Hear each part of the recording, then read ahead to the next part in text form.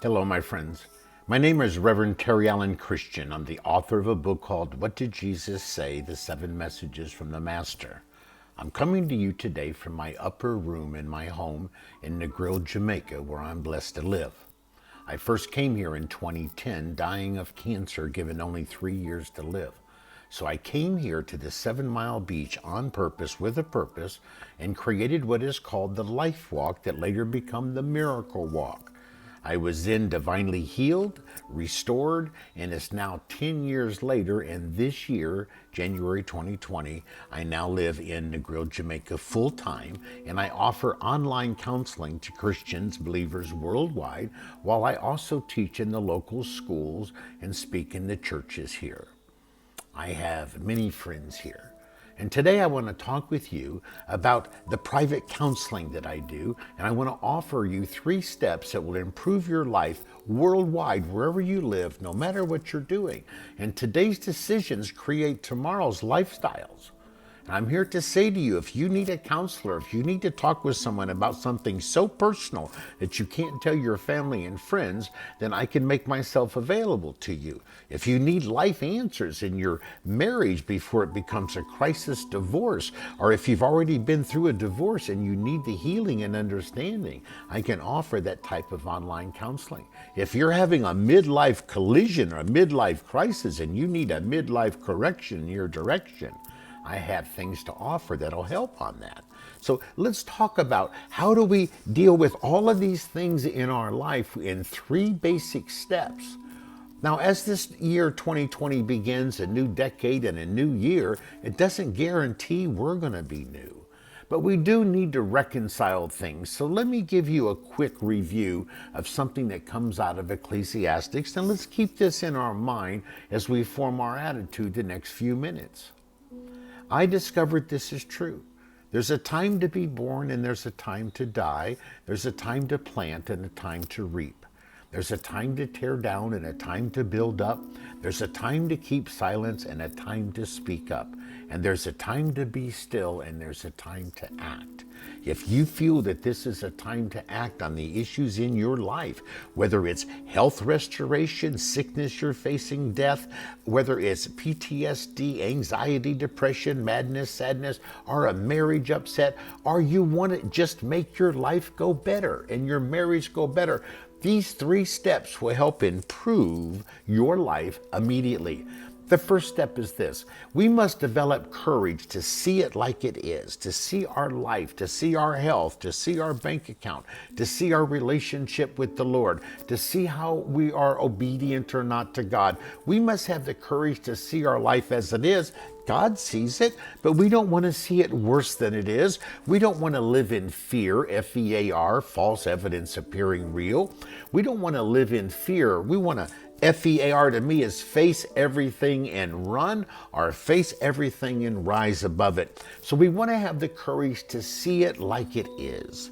Now, if you're in a marriage that's not working, then see it like it is so you can reflect on how it started. If your health is no good anymore, then reflect on how it started to fall down. Once you are able to face the courage of what's going on in your life, you can quickly get to step 2. Develop the inspiration to see it better. Play the what if in the positive instead of the negative. When I say to people have faith, they usually think it means be positive.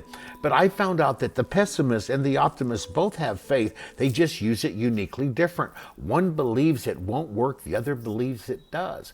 Many Christians believe in you receiving prayer. They just don't believe in themselves receiving prayer. So we need to put our faith in our actions together. We want to see it better than it is. Play the what if in the positive. What if we confronted our marriage in a loving walk and talk? What if we confronted our sickness in a loving walk and got away and talked with God? So once you understand the inspiration side, then number 3 is easy. We have to develop the discipline to act and to make it better. Faith without action is useless.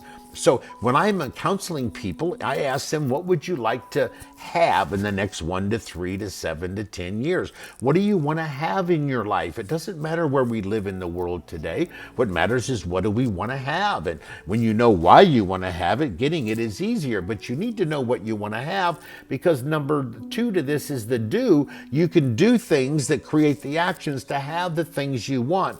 But the most important part is the first one, the be part. You got to be in your mind what you believe you want to be in your life, because double-mindedness does not help anyone.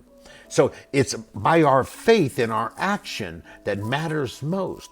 For instance, if you want to have your marriage work, and it's important to understand not all marriages are by divine design. The best way to tell if your marriage is a Christian marriage is if you're becoming one mind and one spirit together. It's impossible for a Christian marriage to fail. It can only fail to be a Christian marriage. But a dynamic marriage is when two people are agreeing on the same principles together and they're building something like two pillars on the front porch. They're both important. So in marriage, it's important that the two become one mind. And everything I teach comes from what Jesus said, so that's what Jesus said. Now, if you've been divorced, we need to learn how to discipline that disappointment before it destroys and diminishes your life and you become lukewarm, because that's not what it's meant for us to be as Christians. Now, if you're involved in, you need a life walk and you need a miracle walk, you need to recharge your marriage, or you need to recharge your life, or you need to confront an illness that's killing you or destroying you. I understand that very well, and I can help you online through Skype, WhatsApp, FaceTime, or in my home if you want to come here to Negril, Jamaica. I can help you wherever you live in the world today from my home right here online. I know this about healing of the body. Jesus said some healings require prayer and fasting. So when I came down here for 3 weeks in 2010, I walked 100 miles up and down the 7-mile beach thinking about my entire life. I was fasting, I was praying, I was reading the 4 Gospels. I wanted to know what Jesus said about healing and why some got healed and some didn't. And I discovered that, and I was blessed to receive mine. I'm now 10 years cancer-free.